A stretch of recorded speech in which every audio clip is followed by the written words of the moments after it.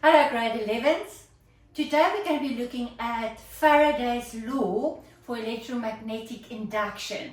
Now in the previous videos we already had a look a bit, giving background, building up to today's video. So what is Faraday's law about? Now first things first, you have to know the definition of Faraday's law out by heart. Guys, that will be your first question before you even get to be able to do some kind of a problem. Okay, you're going to have to state for 2 marks the definition. Okay, and the definition is on your exam guideline. So I just took a screenshot of that and I'm going to be putting that right across my face now so that you'll be able to have a look at that. But that is important that you know that word for word. Okay, so here goes. Faraday's law states that the magnitude of the induced EMF across the ends of a conductor is directly proportional to the rate of change in the magnetic flux linkage with the conductor. So what does it mean? Okay, so firstly, you know, we're also going to be looking again, you're going to be using the right hand rule to determine where your north pole is going to be and in what direction the current is that is being induced. So we're going to use Lenz's law as well as the right hand law to have the direction of the current. But what do we see now? We see now that Faraday's law states, and let's now have a look at the formula. So the formula is going to be looking like this. So your induced EMF, all right, is going to be directly proportional to the change of the rate in which the change of your magnetic flux, but the rate, and rate always means time per second. So if the rate of your magnetic flux changes very quickly, so I'm going to be showing that to you just now. So that is your change in magnetic flux.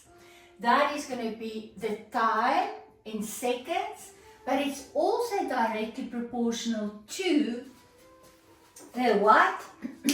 the amount of coils that is on your solenoid. So the more coils you have, the stronger the EMF. The quicker or the faster you move your magnet, the higher the EMF. The stronger the magnet you're using, the higher the EMF. Alright, so there's a few things that we're going to be looking at that they can ask you in the exam. How can you make sure that it is a strong or a high EMF that is induced? Okay, what can you change? Now, if we look at the formula, have more of those coils around your solenoid. Make your change in magnetic flux higher. Okay, so let's go and see how can we change the magnetic flux. What is magnetic flux again? Directly proportional to the magnetic flux density in Tesla. So the higher the magnetic fields at that point is, times the area of your coil or of your solenoid, right, times cos theta, the angle. So if I want to get a big amount of voltage on this side, let's say I want to push it from 6 volt to 12 volts, how can I increase my EMF? Okay, more of the coils, either change the magnetic flux, make that higher, or the change in magnetic flux. How can I do that? I can either increase the area, or I can use higher density magnetic fields density, or I can make the time in which I move the magnet, I can make that quicker or faster, so I can increase the speed of which the magnet is moving. Now, let's have a look on how that's going to work. So, here I've got, let me just show you. I do have a solenoid with a certain amount of coils on it. As you can see here, the copper wire, all those loops. I don't know how many of them is, it's also not standing on here, but it looks like quite a lot. Okay, so I've got my copper wire forming a series of loops around there, which I'm going to call my solenoid, and connected to that is a voltmeter. So as you can see, there's no electric current here, nothing whatsoever. Okay, so just my voltmeter, and my voltmeter I'm going to just use to show you if there is going to be an EMF induced or not. So then my little needle there would move. All right, so that is my voltmeter.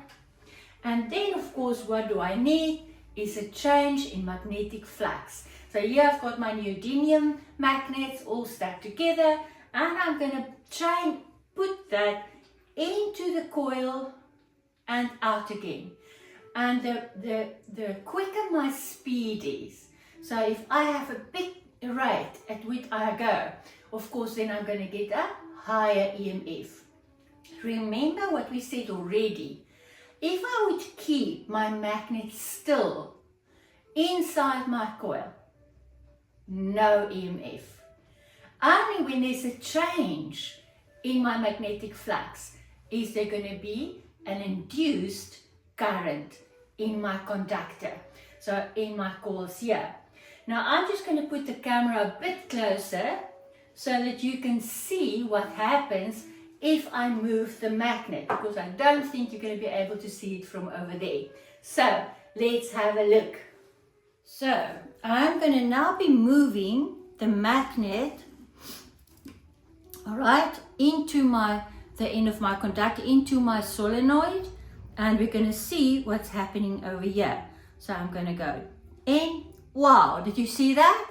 Moved to a maximum volts and back to zero again. Why back to zero again? Because I stopped moving my magnet. If I move it again, there's again a flux. So if there's an incoming change of magnetic flux, there's an induced EMF in that direction, then positive, opposite direction, that direction, opposite direction, that direction, opposite direction. And if I go slowly, then you'll see a very small EMF. Not a very big induced current on my conductor there. But if I go fast, a much bigger induced EMF. Alright, so that is an amazing effect, because that where we have an induction of an electrical current because of the movement of magnets or the magnetic flux. Guys, that's how we're going to create electricity. But next year in grade 12, you're going to really be looking at how generators are working, and they're working exactly on this principle, where you've got huge magnets moving and you've got coils moving within those magnets, and that's going to induce an electric current. Alright, so how are we going to then have to work out problems? Now I've got an example here for us for a problem. So let's see how they're going to ask you that in an exam. So we're going to be asked to use, now where is my, yep, there we go. I'm going to have to be able to use these formulas to do a problem. Now, let's see how they will ask that.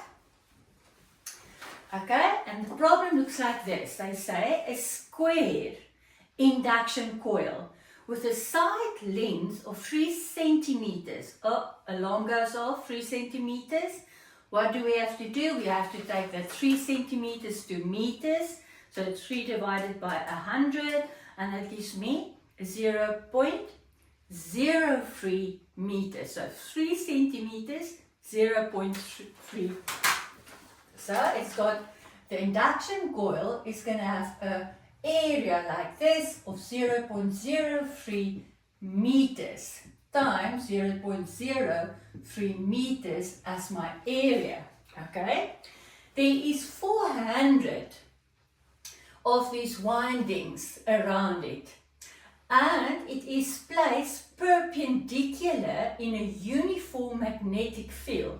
So what they do is they did draw a picture here for you. There's a north magnetic field, there's a south pole. So the magnetic field lines is going to go from the north to the south, and it's going to pass through that. So it's like my paper that I'm holding up. So that would be my coil, and the magnetic field lines is going to go straight on perpendicular. So it's going to hit.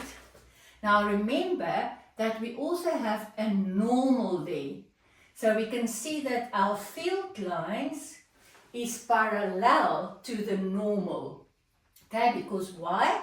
We're going to have to use the cos theta, and theta, the angle, is always the angle between the magnetic field lines and not the area, but the normal. Alright, now it says, okay, so we've got 400 windings over there, perpendicular, and it then rotates it through an angle of 45 degrees. So it starts with an angle of 0 degrees, and it's going to rotate it to 45 degrees.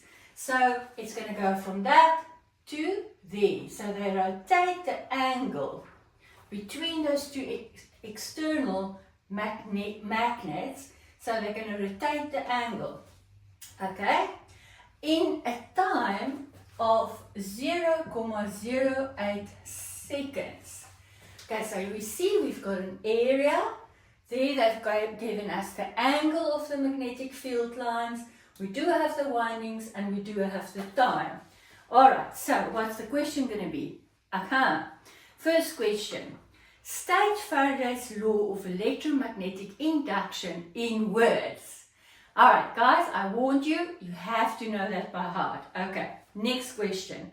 Calculate the change in the magnetic flux. Now, let's see. If I want to calculate magnetic flux, I need BA cos theta. Okay, I do have my angles, I do have my area, but what is missing? They did not give me the magnetic field density in Tesla. So that is, they didn't give it to me. So what am I going to do now to work out? And they say not only the magnetic flux, but the change in magnetic flux. And if I look at the question, which you can probably now see here next to me, you saw that also gave you a value of 7 volts as your induced EMF. So now what I'm going to be looking at is Faraday's law, or Faraday's formula. So how does Faraday's formula is E equals minus, I forgot to tell you, what is that minus about? It's about the direction. If the magnetic flux is coming in, it's going to be a positive, so then I'm going to have a minus times a positive.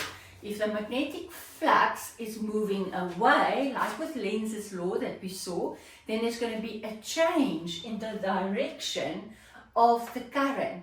And so that minus is only going to show me a minus volts or a plus volts. Only going to mean is the direction of the current in the conductor going that way, or is it going to go the opposite way? It's only the direction of your current.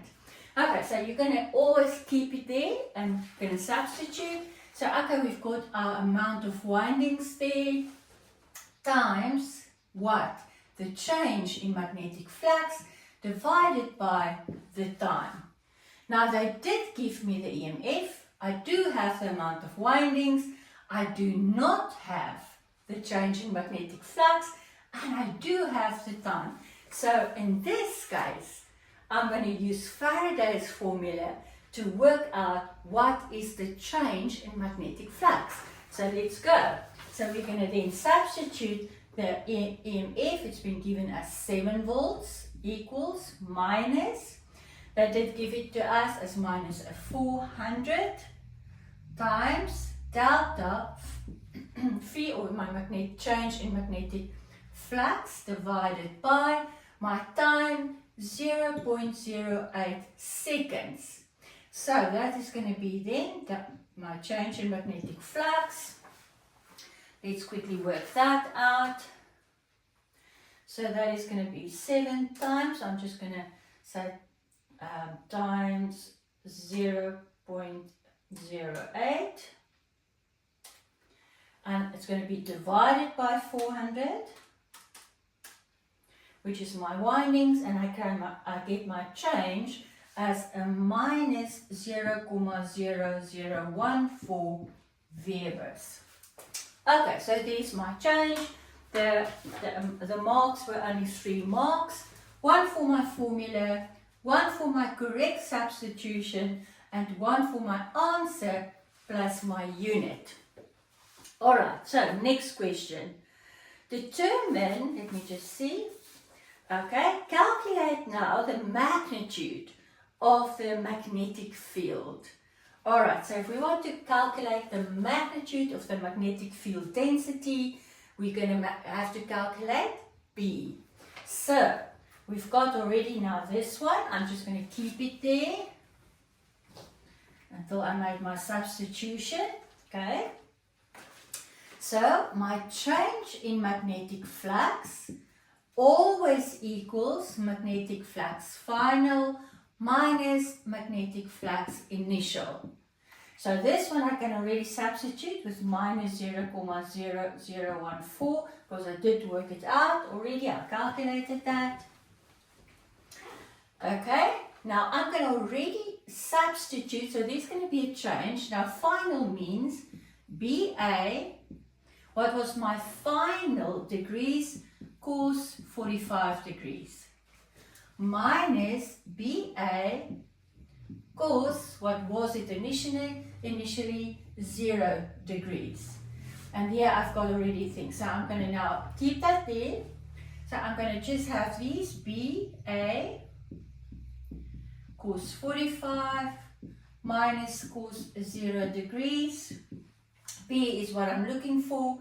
A is my area. How do I determine my area? So it's going to be B times 0.03 times 0.03 times cos 45 minus cos 0 degrees. And on this side, I've got my minus 0.0014. So there's my substitution. So B is then going to be, let's work that out. Okay, so I'm going to have that 0.0014 divided by those two, 0.03 times 0.03 times cos 45 degrees minus cos 0 degrees equals, and I do get that as 5.31 Tesla. And so there I'm already going to have also a minus, so the minus and minus is going to cancel out, and I get my magnetic field strength as 5.31 Tesla. So that is going to be 4 marks. Again, for the formula, so I'm going to give my marks for my formula there, for my substitution, for my correct working out of my area, another mark, and then my final mark there. Okay, so the next question now is, the coil is now rotated through an angle of 45 degrees, so the same angle, but in not 0.08 seconds, but in 0.05 seconds. So wait a minute, my time is going to decrease. What does it mean if the time decreases? It means it's moving faster. So the speed increases. So instead of taking 0.08 seconds, it's now going to be rotating in 0.05 seconds. How will the induced EMF be affected? Right? Only increase, decrease, or stay the same. If we move it faster, what do we know? The EMF is going to increase. Explain your answer, and there you're going to always with such an answer where you have to explain, like in always, guys, always go back to your formula. So we're going to say, but my EMF is directly or indirectly proportional to my time. That means if my time is going to increase or decrease, then my EMF is going to increase. So, how are you going to explain that? Because my speed is faster, the time is less, therefore the induced EMF is more. So use your formula, write it down like that, and then write it in words. Alright, then I have another question which says, the north pole of a bar of magnets is pushed into a solenoid as shown in the sketch. Now you'll see in the sketch, let's quickly have a look at how the sketch is looking. So this is now a completely new question. So they've got a solenoid here, and I can only see, okay, it looks like this. So here it's coming at the back, out again, and I have A here and B here. So not from there A to B, they don't show you this connection, they only show you A, B. So it's going to be A to B or B to A. And what they show is a north pole moving into the solenoid. Which pole will be induced at point X? That's there. Right, only north or south. Now again, what are we going to use? Lenz's law that says if the north is coming into the coil, it's going to try and say, no, I don't want you here. So what is going to form at this point? A north pole. So north. In which direction will the current that is induced then flow? Right, only from A to B or from B to A. Let's have a look. And now we're going to use the right-hand law, which is going to say, if I point towards the induced north, not that one, the one that is forming in the coil. So I'm pointing towards this north here. Then my fingers is going to show the direction. Now the easiest for me to see it is here. So it's going to go up and over and come down that side. So from A to B. And that's it, guys. Let's see, 13 marks. I hope you've got it solved. Okay, you have to get experience in these kind of questions because at this stage it's brand new to you. So you have to go and exercise. The more you practice, the better you're going to get. But believe in yourself, you can do this.